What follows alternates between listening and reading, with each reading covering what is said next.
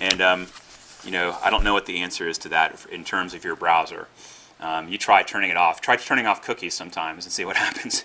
It's very hard to navigate, and you're going to drive yourself crazy if you do this cancel or allow type thing. So, but where we can turn it off definitely is in your Acrobat reader. All right, so this particular bug that we found looks like it fills up the heap with the shellcode and then passes an overly long buffer to this JBig2 decode function. The way it behaves is it reads the remainder of the file, writes a file marker, drops your dropper onto the disk, calls the program and executes it, and then cleans itself up and exits. Very tidy.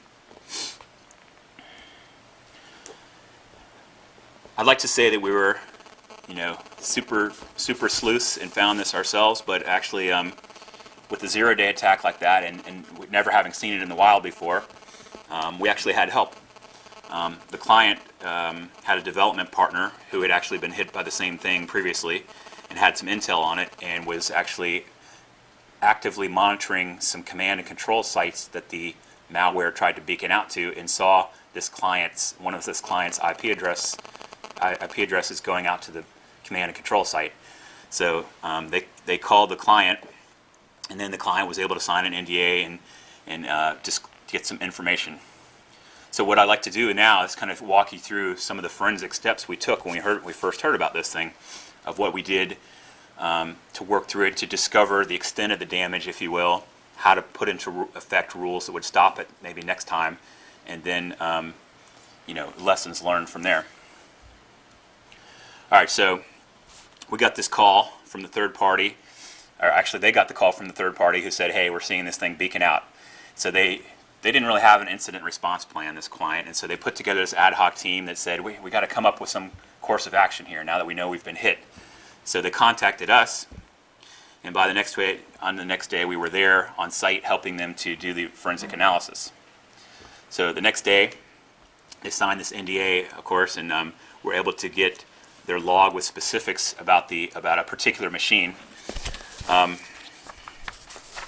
Talking about that machine, turned out to be a Windows 2000 box. Oh no, right? I can't believe it. You know, couldn't believe somebody was using that, first of all. But then turned out the job of that box was to like monitor maintenance and alarms, lights, temperature, humidity controls, and so forth. And so it was purposely given a remote control capability so that the alarm company could interface with it. So turned out the compromised account turned out to be a desktop management application.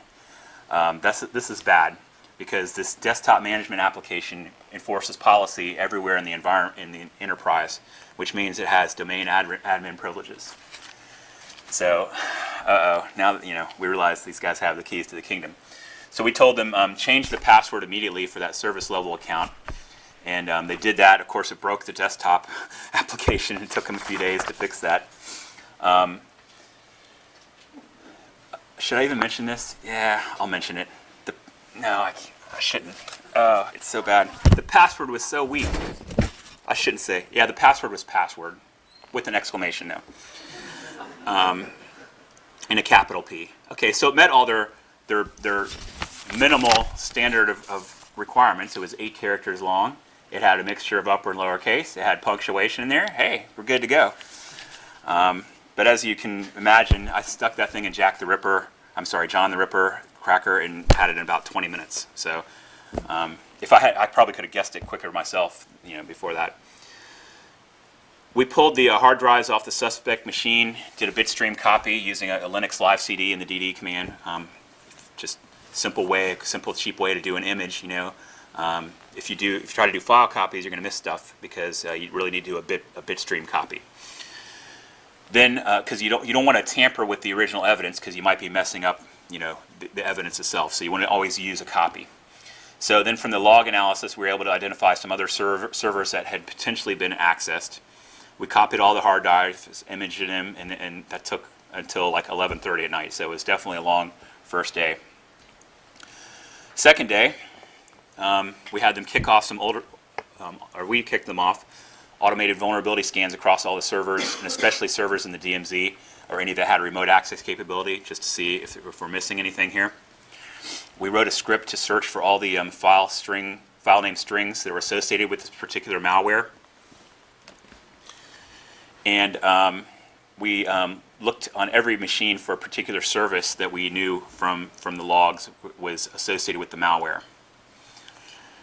This is a bad time. When we were out there looking around for things, we found a cache of files called temp.temp, a large cache, 94 megabytes in size, and it contained, as you can see there, I've changed all the names of these files, but essentially you get the gist. Is it advanced products, board of directors, corporate restructuring plan, economic financial forecast, basically all the company jewels, and also a little program called temp.exe, which was actually the RAR archiving program, was stuck in there. So this kind of showed us that, yeah, the horse had bolted the barn. We gave the results of our vulnerability scans over to the IT staff to start remediating them. It turns out they were actually missing some older Acrobat patches. So, you know, we're talking about this ZeroDay. They didn't even have the old stuff covered. The alarm company came out and installed a new server for the environmental controls. We made sure they VLANed it off to its own isolated part of the network. And we started to do some reverse engineering of the malware. There's a program called IDA Pro. I should have mentioned this when I was talking about the CTF stuff. Capture the Flag has really gone far into the difficult and ethereal stuff lately. With basically what they'll do is one of your vulnerable services, or at least some of them, will be binaries that are compiled with no debug symbols, and you have no idea what they're supposed to do. So you have to use a tool such as IDA Pro to try to reverse engineer this malware or vulnerable service, figure out what it's trying to do and how to collect flags from it. So we use the same approach here. Of course, when I started up the thing, I immediately found that the code had used some obfuscation techniques because I got these subprogram analysis failed errors. If you've ever looked at IDA Pro, it looks like this, where they give you a layout of the overall flow of the code, and then you can click on any one of these things and it will bring up the assembly code and as best as it can. Now in this case, like I said, what we found is that it was probably packed because I didn't see any we knew that there was particular IP address things this thing was beaconing out to, but we couldn't see those in the binary. So, but something I did see in the binary was just doing a strings on the binary. I could find some Mozilla headers, so I knew that was probably being used to disguise as traffic. So this thing is just using port 80, right? Looking like a regular web user. Figured the exploit was probably written in assembly because the strings were referenced inline, not in the data section. If you know how code's laid out, this was an interesting case. With all the code and data intermingling, I knew we were going to have to do some deobfuscation. So what I really want to do is figure out how this thing works. If it does anything besides go out to this command and control site, like does it try to spread itself, and maybe how to come up with a signature to stop it.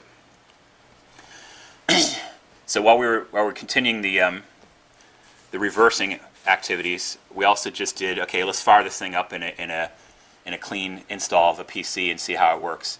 And we saw that these executables and DLLs were running. We ran like regmon, procmon, filemon to see exactly what was happening.